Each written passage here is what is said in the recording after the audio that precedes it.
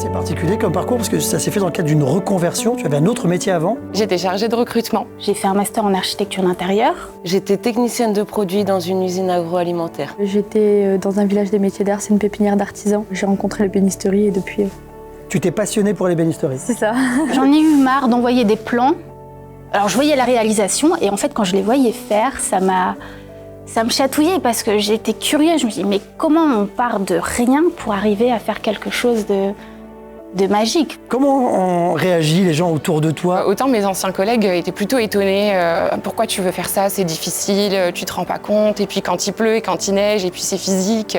Ils étaient assez surpris. C'est oh mais c'est un métier d'homme, oh, c'est compliqué, c'est physique, hein, attention, faut faire attention, sois vigilante, etc. Mais j'ai toujours eu leur soutien. Ils sont avec moi, ils me supportent et ils m'entraînent aussi parce que faut savoir que le mental derrière, ça fait beaucoup. Mon conjoint il m'a soutenue, mes enfants ils m'ont soutenue, ma belle famille, ma famille.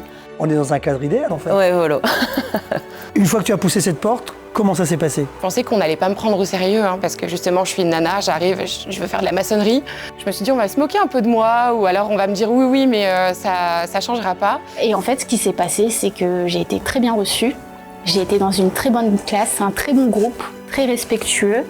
J'ai pas été déçue, ça s'est super bien passé. J'ai eu le bon prof, le prof qu'il fallait. On a des formateurs qui sont quand même très à l'écoute de nos besoins, de nos envies aussi, hein, parce qu'il y a des choses qu'on veut découvrir.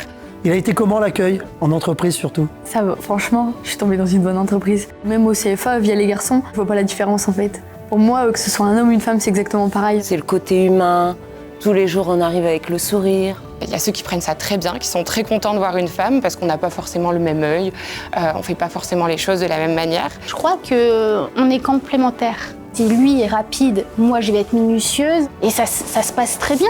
Ok, on doit en faire plus qu'eux, mais on mérite notre place et on fera tout pour mériter notre place. Je pense que ça leur fait du bien d'avoir une petite femme sur le chantier avec eux. C'est quoi ton objectif dans les prochaines années? J'ai toujours voulu ouvrir une société dans le bâtiment pour favoriser justement l'embauche aux femmes. Je resterai jusqu'au bout avec mon patron et j'aimerais bien par la suite ouvrir ma société, mais à l'étranger. On ouvre l'entreprise d'ébénisterie. Ouais. Mon objectif c'est de créer mon entreprise. Évidemment. Voilà. Tu regrettes pas? Non, ah non, je ne regrette rien du tout. Je reviendrai pas en arrière. Depuis 3 ans, au BTP-CFA Hauts-de-France, on s'aperçoit que les femmes sont de plus en plus intéressées par les métiers du bâtiment. L'état d'esprit est plutôt très positif. L'outil de formation est adapté aux femmes et c'est une voie aujourd'hui sur laquelle on peut évoluer, gravir les échelons et surtout avoir des salaires extrêmement corrects. Nous sommes vraiment très fiers et très contents d'accueillir autant de femmes aujourd'hui.